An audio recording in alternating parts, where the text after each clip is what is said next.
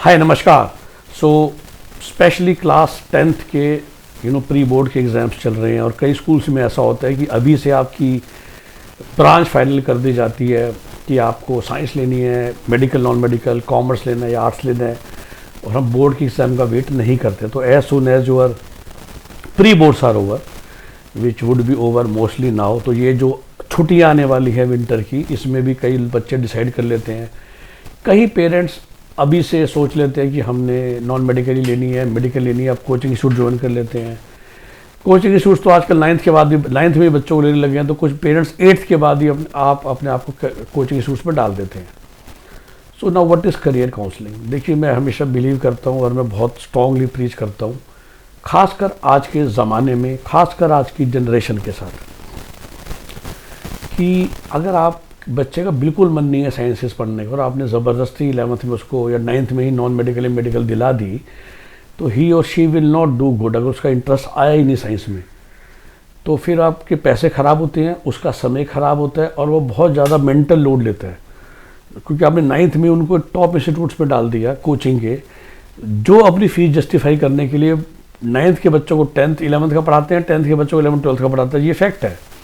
और उस चक्कर में वो बच्चा और घबरा जाता है, पढ़ाई से ही घबरा जाता है, और उसका मन ही नहीं था साइंस में जाने का। उसके पास वो लॉजिकल ब्रेन ही नहीं है, मैथमेटिकल ब्रेन नहीं है। वो बेचारा क्रिएटिव माइंडसेट लेके पैदा हुआ है। उसको डिज़ाइन में जाना चाहिए था, किसी क्रिएटिव फील्ड में जाना चाहिए था। वो अच्छी मेमोरी लेके पैदा हुआ है, वो अच्छे अकाउंटिंग वाले नंबर्स लेके पैदा हुआ है, वो कॉमन सेंस लेके पैदा हुआ है। He could be a good economist और he could be a good eco honours guy, but आपने ज़बरदस्ती उसको नॉन मेडिकल फाउंडेशन कोर्स में डाल दिया, क्योंकि आपका सपना है कि मेरा बेटा भी इंजीनियर बन के अमेरिका जाए, क्योंकि यही आप सुनते हो अपने आसपास के दोस्तों से। बट आपके बच्चे में वो इंटरेस्ट ही नहीं है, वो लाइकिंग ही नहीं है, तो वो नहीं जाएगा, वो नहीं कर पाएगा, क्योंकि अब वो ज़माने लग गए। एटलीस्ट जो मेरे वीडियो सुनते हैं, यू ऑल और फ्रॉम डिसेंटली प्रॉस्पेरस फैमिलीज़, और वो डिसेंटली प्रॉस्पेरस फैमिली में ना 25 साल पहले की जनरेशन में क्या था कि आपका जो बच्चा भी जो बड़ा होता है वो देखता है घर में कुछ भी नहीं है, खाने पीने का, मतलब आराम की ज़िंदगी चाहिए, तो बेटा पढ़ ले। और यही था भैया, डॉक्टर इंजीनियर। तो आपका इच्छा है नहीं है, आप जम के पढ़ोगे, IIT DC जाओगे, अच्छी जॉब लोगे, नोट कमाओगे। अब क्या है, क्योंकि वो जनरेशन ने मेहनत कर ली, और इस समय जो बच्चे एटलीस्ट जो मुझसे मिलने आते हैं, they all are pampered childs. मेरे पास तो ऐसे बच्चे भी आते हैं जो 11th में कह देते हैं कि मुझसे और साइंस कंटिन्यू होगी जी, मेरा चेंज कराओ कॉमर्स या मुझे आर्ट्स में डलवाओ। जी हाँ, तो उन सब चीज़ों से आप बच सकते हो और आप सही समय पे एक करियर काउंसलिंग सेशन ले लीजिए। वैसे वो 8th के बाद इज़ द राइट टाइम, जिसमें आपको ये पता चलेगा। देखो, 8th से वो जेन्युइन रिजल्ट आने लग जाते हैं।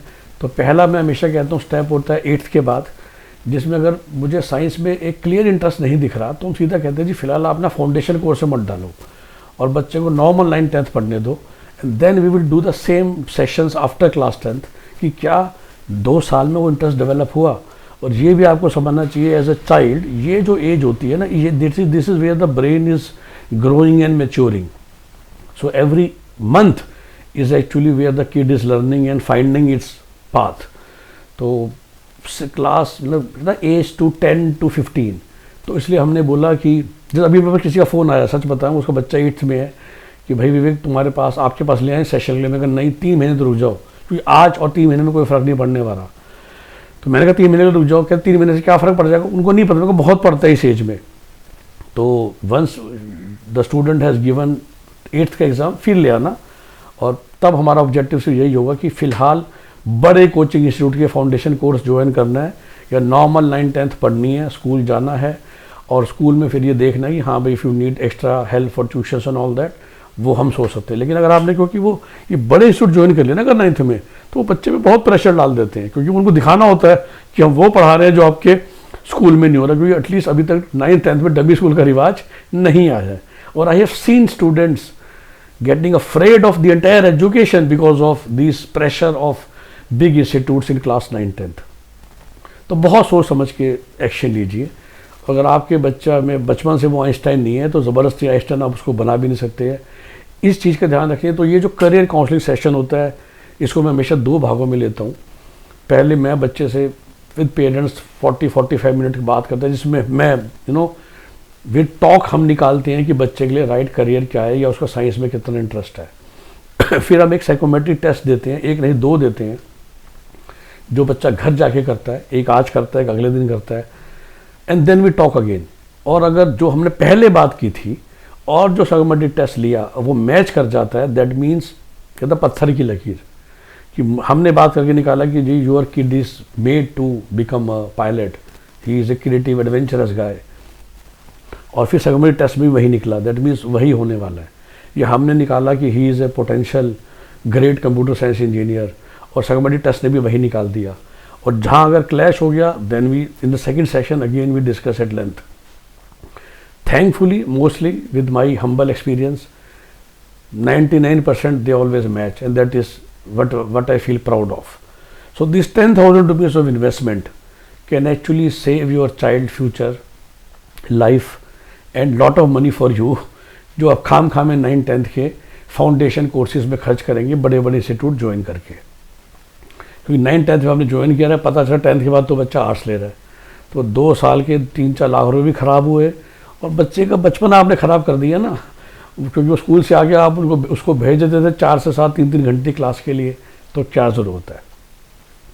तो ये हमारा सेशन होता है करियर काउंसलिंग का, जो अगेन इस समय पे बहुत चलता है, जब बच्चों ने डिसीजन लेना है कि हमने क्या ज्वाइन करना है। तो ये जो समय रहता है Feb to March का, इसमें बहुत बच्चे आते हैं मेरे पास, and we take this session.